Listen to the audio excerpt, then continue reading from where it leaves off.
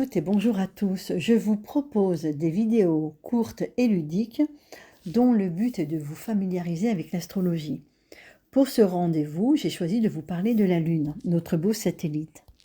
Il faut savoir que la Lune est un astre mort qui réfléchit en phase de pleine Lune la lumière du Soleil. On dit qu'elle permet au Soleil de briller même la nuit. La Lune nous montre toujours la même face, mais un aspect différent. Lorsqu'elle est en phase croissante, elle montre un dé, et lorsqu'elle est en phase décroissante, dans le ciel, on verra apparaître la Lune en forme de C. Voilà pourquoi on dit que la Lune est menteuse, parce qu'elle montre le contraire de ce qu'elle est véritablement. Le cycle de la Lune commence par un parfait alignement, que l'on appelle nouvelle Lune, la phase croissante où elle forme un dé. En milieu de cycle, elle sera pleine lune, donc opposée au soleil. Et ensuite, elle abordera une phase décroissante où elle va former un C. Le jour de la semaine qui est relié à la lune est le lundi. La légende raconte que les cartes ne parlent pas le lundi et c'est vraiment lié à ces aspects lunaires en forme de C ou de D. En phase décroissante, elle forme un C. Et l'inverse, de là est née la légende que la lune est menteuse et que les cartes ne parlent pas le lundi. Étudier les aspects de la lune dans un thème natal, c'est vraiment précieux parce que cette lune va révéler les besoins essentiels dès notre arrivée au monde. La lune évoque le rapport à la mère, à la grand-mère, à une tante, le lien avec les femmes de la famille et la façon dont on a été aimé et nourri. C'est ce rapport à l'affectif, au lait maternel, à la nourriture qui va conditionner toute notre vie amoureuse et affective en fait. Si la Lune, dans un thème natal, est en aspect dissonant, on pourrait avoir de gros problèmes dans tout ce qui est solidité affective, maturité, et aussi il pourrait y avoir des désordres au niveau alimentaire. Si le soleil nous dit ce vers quoi nous devons tendre, la lune va nous dire comment on doit être nourri au quotidien. Elle régit aussi nos états d'âme, notre humeur, nos besoins essentiels, nos besoins primaires. Nous avons d'un côté les planètes personnelles et de l'autre les planètes collectives. Du soleil à Jupiter, ce seront les planètes personnelles. Le soleil, la lune, Mercure, Vénus et Mars.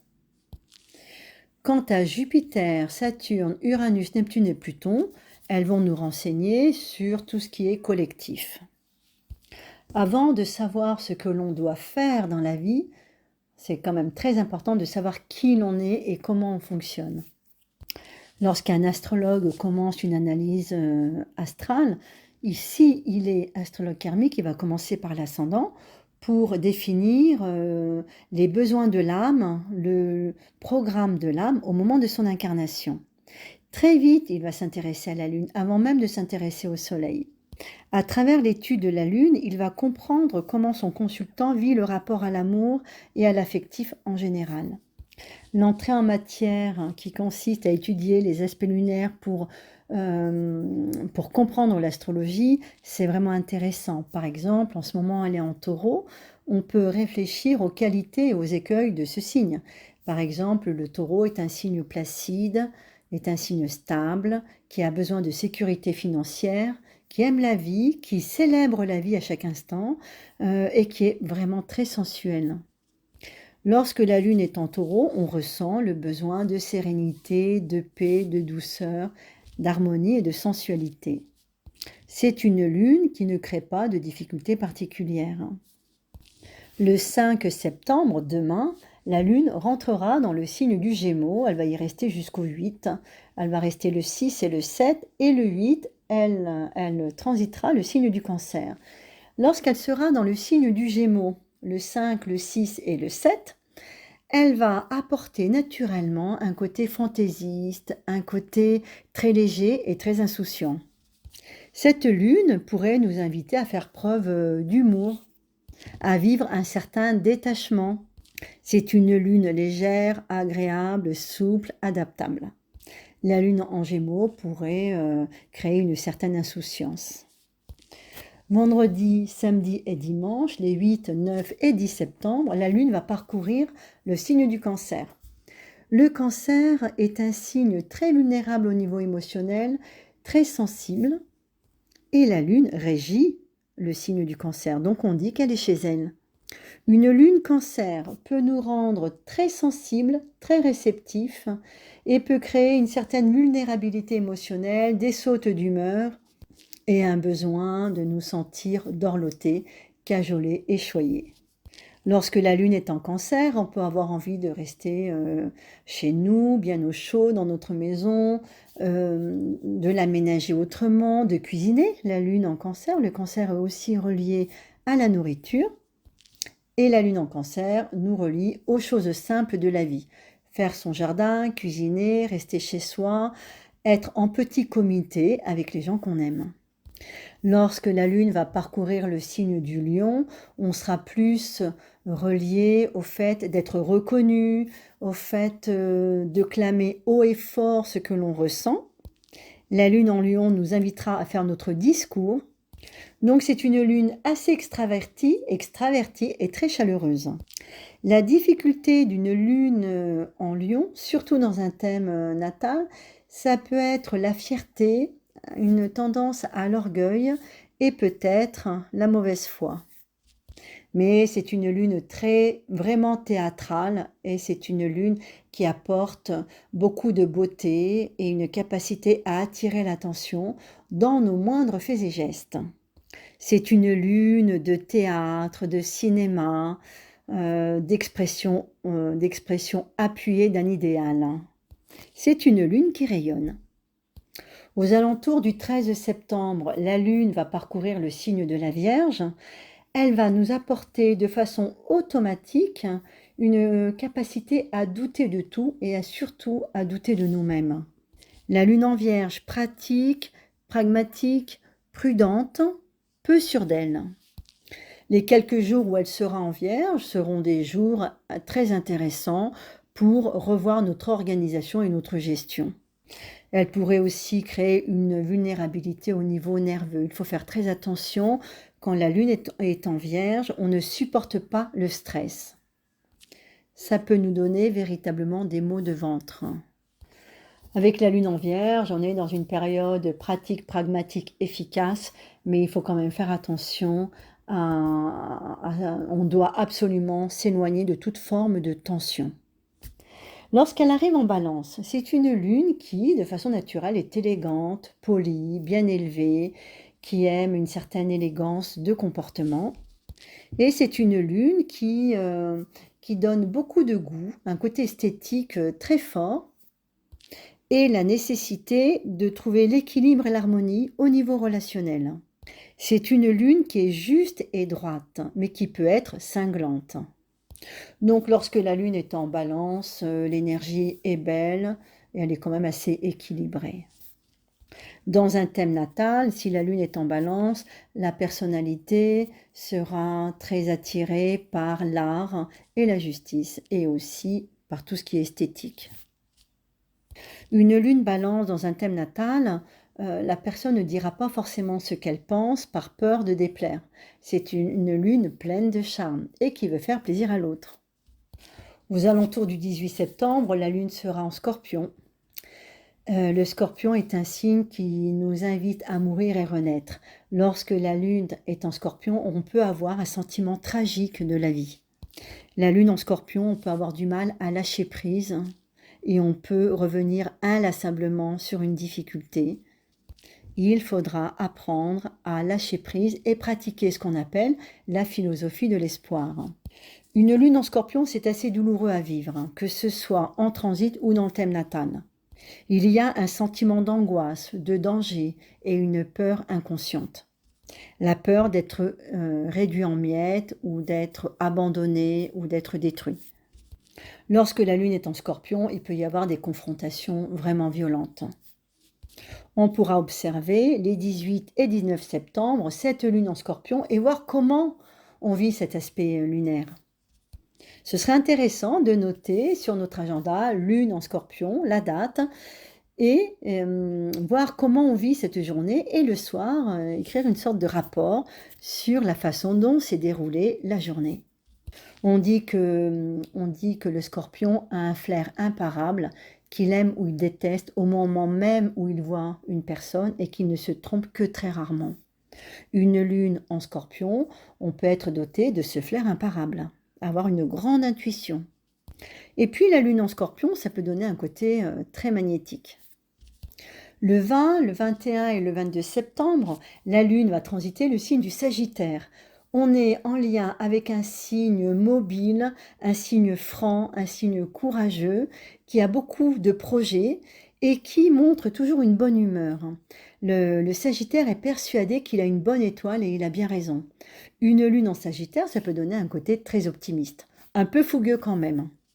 La lune en Sagittaire peut aussi nous apporter un côté excessif, un manque de mesure, parce que le Sagittaire est dans la démesure. Une lune Sagittaire sera dans la démesure. Les excès d'optimisme iront bon train avec une lune en Sagittaire. Une lune dans ce signe-là peut nous donner envie de partir en voyage, de prendre un billet d'avion, un billet de train, la voiture, de bouger, de changer nos habitudes et de prendre l'air. C'est aussi une lune qui est très intéressante lorsque l'on souhaite pratiquer une activité sportive. Lune Sagittaire, on aura envie de voyager, on aura envie d'aller vite. Par exemple, les personnes qui aiment la vitesse, que ce soit l'automobile ou la moto, ce sont des lunes Sagittaires. Il faut aller vite. C'est aussi le domaine aéronautique, le fait de voler, la lune en Sagittaire. Le Sagittaire est aussi relié à l'équitation, il ne faut pas l'oublier, le Sagittaire est un centaure. Disons que lorsque la lune est en Sagittaire, l'actualité est plutôt très positive. Lorsqu'elle arrive en Capricorne, une lune Capricorne est pleine de réserve et de retenue. C'est la lune du silence et d'une certaine prudence. La lune en Capricorne donne un côté extrêmement fiable. On peut vraiment leur faire confiance. La difficulté de cette lune Capricorne, c'est qu'elle est très sensible, mais elle ne le montre pas. C'est le signe de la maturité, des prises de responsabilité, de la retenue, de la réserve, ça on l'a vu. C'est un signe qui est vraiment extrêmement fiable. La lune en Capricorne, la personne aura besoin de solitude ou en tous les cas de moments solitaires pour recharger ses batteries. C'est une lune qui pourrait ériger une sorte de mur entre lui et les autres, comme si elle ne se sentait pas digne d'être aimée. C'est très compliqué. C'est quand même une lune très, très exigeante, vraiment beaucoup trop exigeante. La lune en Capricorne dans un thème natal montrera que l'enfant n'est pas resté un enfant très longtemps. Il a mûri très très vite pour des tas de raisons. Et plus le temps va passer, plus la lune en Capricorne va devenir insouciante, légère et drôle au moment de la maturité. C'est un peu le chemin inverse. Le Capricorne est relié à la montagne, elle est reliée au sommet, et ce sont des gens qui ont besoin de gravir les échelons. La carrière, c'est quelque chose d'important pour une lune Capricorne. Ce sont en général des gens très ambitieux et qui ont un réel sang-froid. Fin septembre, les 24, 25 et 26, la lune va transiter le signe du Verseau. Le Verseau est un rebelle, un original qui doit trouver sa propre formule pour avancer dans la vie. Quand la lune est dans le signe du Verseau, on peut être soucieux de réinventer nos vies. On a besoin de changements, de bouleversements, de changer nos habitudes, de les bousculer même. La lune en Verseau, c'est une lune libre et rebelle. Dans un thème natal, la lune en Verseau montre une grande capacité à avoir des amis. C'est une lune qui est très à l'aise dans le monde amical et beaucoup moins à l'aise dans le monde sentimental parce qu'on dit que le Verseau se brûle les ailes en amour.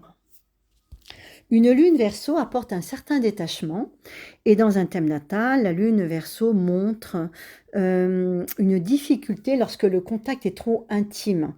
Les lunes Verseau ont besoin d'air, il ne faut pas trop les toucher. Le rapport au corps est un peu complexe, c'est lorsqu'elles l'ont décidé. C'est une lune de réforme, de progrès, de changement, de bouleversement. Le Verseau est quand même un ange qui veut retrouver sa communauté d'âme et qui ne comprend pas ce qu'il fait sur Terre. Pour une lune Verseau, surtout dans un thème natal, intégrer l'incarnation, c'est un véritable défi.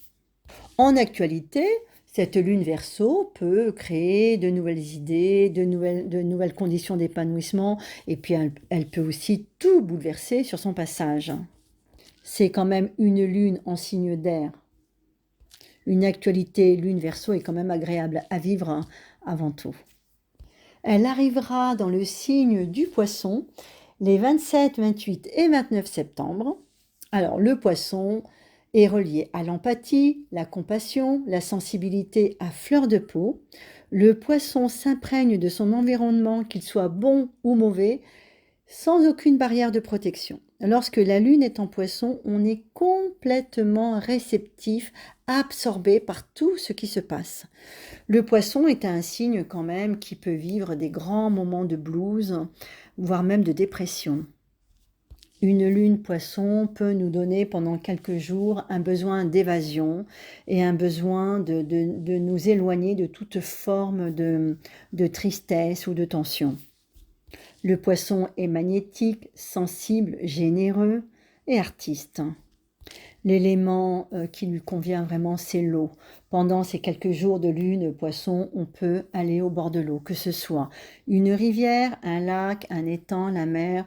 Si on a l'occasion, on peut partir en bord de mer. Mal vécu, ça pourrait nous donner une actualité sombre, vraiment mélancolique. Certains pourraient traverser des jours sombres, vraiment, vraiment tristes. Cette lune en Poisson, il faut absolument prendre de la hauteur par un art ou s'entourer de gens positifs. Une lune Poisson, c'est très important si on est médium, si on utilise les énergies subtiles et si on est thérapeute, bien évidemment. Dans un thème natal, lorsque la lune est en Poisson, la personne peut nous dire qu'elle ne sait pas qui elle est. Elle peut avoir véritablement un problème d'identité. Lorsque la lune est en Poisson en actualité, eh bien, il faut que l'on soit prudent et il faut que l'on fasse en sorte d'aller bien, de nous faire plaisir. On peut s'offrir un petit cadeau, on peut essayer de rompre avec cette mélancolie, surtout ne pas la laisser s'installer. Si le tempérament est déjà de nature triste, mélancolique, avec des moments de déprime, ça pourrait nous faire sombrer un peu plus bas. Là, il faut quand même faire très attention. La lune en bélier, j'en ai pas parlé, le bélier est le premier signe du zodiaque.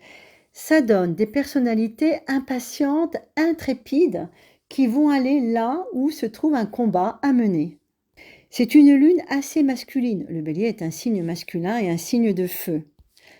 Une lune en bélier, on pourrait être vraiment maladroit, trop spontané, trop franc, trop empressé. Beaucoup de lunes bélier dans les thèmes d'enfance, dans le thème natal, montrent des personnalités, surtout les femmes, qui seront en guerre contre leur mère. Le bélier est en quête avant tout d'identité. C'est l'histoire de Jason qui part aux confins du monde pour chercher un trésor et tout au long de son périple, il va trouver quelque chose d'essentiel, c'est l'identité. Le bélier est en quête d'identité. Et peut-être que l'enfant lune bélier aura besoin de tuer la mère pour pouvoir faire surgir sa propre identité. En actualité, une lune bélier, elle est quand même combative, elle va de l'avant. Donc elle va nous permettre de bouger, de faire des choses et d'aller de l'avant. Si on a du mal à entreprendre, on peut utiliser cette lune bélier pour mettre des choses en place. Les 29, 30 septembre et 1er octobre.